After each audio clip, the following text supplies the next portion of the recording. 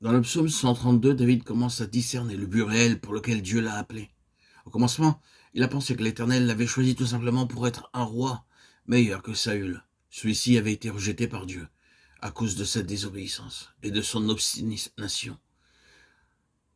Par l'intermédiaire de Samuel, lui, David, avait été choisi pour le remplacer. Dieu désirait un homme selon son propre cœur et à qui il pourrait révéler son plan céleste à propos du temple. Un homme disposé, dirigé par lui-même, qui serait ainsi capable de rassembler le vrai matériau pour le temple. C'est ainsi que David fut choisi. Et le Seigneur le fit passer par beaucoup d'expériences affligeantes et pénibles qu'il mentionne dans ce psaume, et également rapportées dans un roi et dans Samuel 1 et 2. En tant que croyants, nous passons souvent par des épreuves et des afflictions qui dépassent notre compréhension. Ce qui nous préoccupe au début de notre vie chrétienne, c'est de mener une vie vertueuse aux yeux des hommes et l'attendre que Dieu nous bénisse et nous aide suivant tous nos besoins personnels, sans penser nullement à prendre part aux réunions et aux activités de l'Église. Très peu de croyants connaissent le but réel pour lequel Dieu les a appelés et sauvés par la grâce qui est dans le Christ Jésus. C'est seulement après que David eut traversé beaucoup de souffrances et d'afflictions qu'il se rendit compte que le Seigneur le préparait pour quelque chose de plus merveilleux et de plus important que tout ce qu'il avait imaginé. C'est pourquoi il déclara dans son témoignage éternel, « Souviens-toi de David et de toutes ses afflictions. »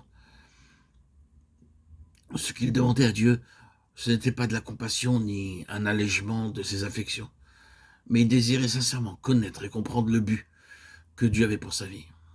Job ne pouvait pas comprendre le sens de ces douloureuses épreuves. C'est seulement lorsque le Seigneur vint lui parler face à face qu'il se rendit compte que Dieu le préparait pour recevoir plus du double de la bénédiction reçue avant ses afflictions.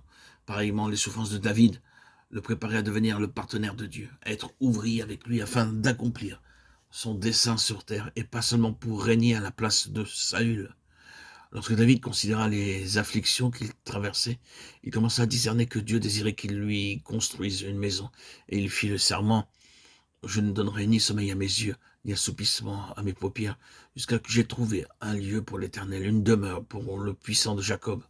Psaume 132, 4, 5. Dieu travaillait à l'accomplissement de son dessein depuis les temps anciens lorsqu'il racheta son peuple de la servitude et de l'affliction en Égypte.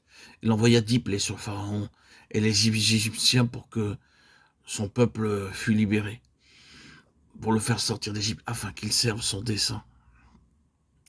Dieu convoqua alors Moïse sur le mont Horeb pour une durée de 40 jours et 40 nuits. C'est là qu'il lui donna le modèle du tabernacle et lui accorda une révélation supplémentaire concernant le dessein dans lequel il avait arraché son peuple à l'Égypte. L'Éternel dit qu'il me fasse un sanctuaire afin que j'habite parmi eux. Exode 23, 8. Le peuple oublia le besoin de Dieu et le grand dessein qu'il avait pour eux, et ils se préoccupaient uniquement de leurs problèmes et de leurs épreuves. Ils continuèrent ainsi à vivre dans la défaite, la honte et la stérilité. Au cours des siècles, Dieu suscita de nombreux prophètes chargés de leur transmettre sa parole afin de leur rappeler le dessein glorieux pour lequel il les avait appelés et rachetés. Il dut leur envoyer des épreuves et des afflictions pour accomplir ce dessein en eux et à travers eux. De la même manière, le Seigneur révèle le dessein qu'il avait formé, lui, pour son Église. Il faut qu'il fasse pour se racheter par de nombreux feux d'affilage, afin que soit achevée son œuvre de les édifier ensemble en une demeure éternelle qui se destine à lui-même. Bien que nous parlions souvent de l'Église, beaucoup d'entre nous ne savent pas ce qu'elle est effectivement ou la part que nous y avons. L'Éternel montra donc à David le modèle du temple qui devait être construit à Jérusalem, dans lequel il n'était qu'une ombre de la maison de Dieu ou de l'Église que le Seigneur Jésus-Christ lui-même était en train de construire. Matthieu 16, 18, Hébreux 8, 5, Hébreux 9, 11.